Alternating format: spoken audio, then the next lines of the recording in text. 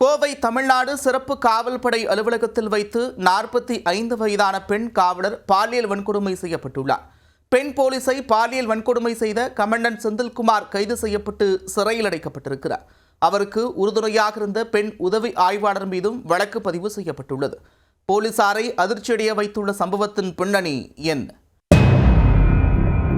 கோவை அடுத்த கோவை புதூர் பகுதியில் தமிழ்நாடு சிறப்பு காவல் படை 4வது அணி செயல்பட்டு வருகிறது. இங்கு காவலர் தேர்வில் தேர்ச்சி பெற்ற காவலர்களுக்கு பயிற்சி வழங்கப்படுகிறது. தமிழ்நாடு சிறப்பு காவல் படை 4வது அணியின் கமாண்டராக செந்தில்குமார் என்பவர் பணியாற்றி வந்தார். இவர் அங்கு பணிபுரிந்து வந்த 45 வயதான பெண் காவலரை பாலியல் வன்கொடுமை செய்ததாக புகார் எழுந்தது. கடந்த ஆண்டு அக்டோபர் மாதம் அலுவலக அறையில் வைத்து பெண் காவலரை பாலியல் வன்கொடுமை செய்ததாக அவர் மீது குற்றம் சாட்டப்பட்டது. இது தொடர்பாக பாதிக்கப்பட்ட பெண் காவலர் விசா கமிட்டி மற்றும் உயர் அதிகாரிகளுக்கு புகார் அளித்தார். இது தொடர்பாக விசாரணை மேற்கொள்ளப்பட்டு வந்த நிலையில் கடந்த மாதம் கமாண்டன்ட் செந்தில்குமார் பணியிடை நீக்கம் செய்யப்பட்டார். இந்நிலையில் 45 வயதான பெண் காவலர் போத்தனூர் அனைத்து மகளிர் காவல் நிலையத்தில் புகார் அளித்தார். இந்த புகாரின் பேரில் கமாண்டன்ட் செந்தில்குமார் மற்றும் அவருக்கு உதவி செய்ததாக உதவி ஆய்வாளர் புஷ்பகுமாரி ஆகிய இருவர் மீது 10 பிரிவுகளின் கீழ் வழக்கு பதிவு செய்யப்பட்டது.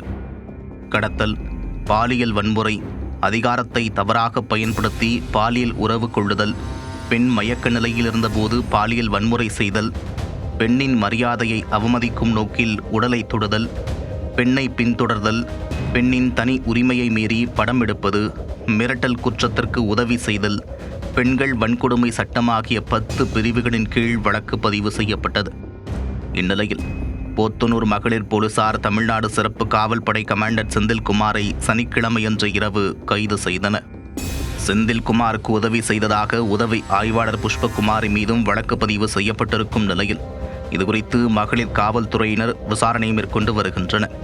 இதனிடையே 45 வயதான பெண் காவலர் பாலியல் வன்கொடுமை செய்யப்பட்ட வழக்கின் முதல் தகவல் அறிக்கையில் பல்வேறு அதிர்ச்சி தகவல்கள் இடம்பெற்றுள்ளன. அதில் கடந்த ஆண்டு அக்டோபர் மாதம் 19ஆம் தேதி தமிழ்நாடு சிறப்பு காவல் படை அலுவலகத்தில் பெண் காவலரை கமாண்டர் கையை பிடித்து அறைக்குள் இழுத்த நிலையில் கையை உதறிவிட்டு பெண் காவலர் வீட்டிற்கு சென்றுள்ளார். இதனைத் தொடர்ந்து உதவி ஆய்வாளர் புஷ்பகுமாரி என்பவர் பெண் காவலரை மீண்டும் பெட்டாலியன் அலுவலகத்திற்கு அழைத்துள்ளார். பெண் காவலர் வந்தவுடன் அவருடன் கமாண்டன்ட் செந்தில்குமாரை சந்தித்து அலுவல் தொடர்பாக சிறிது நேரம் பேசியுள்ளார். அப்போது உதவி ஆய்வாளர் புஷ்பகுமாரியை வெளியே சொல்ல முயன்றபோது அவரது கையை பிடித்து கொண்டு தனியே விட்டு செல்லாதீர்கள் என்று பெண் காவலர் சைகை காட்டியுள்ளார். ஆனால் பெண் காவலரை கமாண்டன்ட் செந்தில்குமாரிடம் விட்டுவிட்டு உதவி ஆய்வாளர் புஷ்பகுமாரி சென்றுள்ளார். உதவி ஆய்வாளர் புஷ்பா சென்றவுடன் பெண் காவலரை அலுவலக அறைக்குள் இழுத்து சென்று கமாண்டன்ட் செந்தில்குமார் பாலியல் வன்கொடுமை செய்துள்ளார். இதை வெளியில் யாரிடமும் சொல்லக்கூடாது என்று பெண் காவலரை கமாண்டன்ட் செந்தில்குமார் மிரட்டிய நிலையிலும் இதுகுறித்து விசாகா கமிட்டியில் பெண் காவலர் புகார் அளித்தார். இதனைத் தொடர்ந்து வாட்ஸ்அப்பில் பெண் காவலரை கமாண்டன்ட் தொடர்ந்து மிரட்டியிருப்பதாகவும் முதல் தகவல் அறிக்கையில் கூறப்பட்டுள்ளது. தமிழ்நாடு சிறப்பு காவல் படை அலுவலகத்தில் வைத்து 45 வயதான பெண் காவலர் பாலியல் வன்கொடுமை செய்யப்பட்ட சம்பவம் காவல்துறையினர் மத்தியில் அதிர்ச்சியை ஏற்படுத்தியுள்ளது.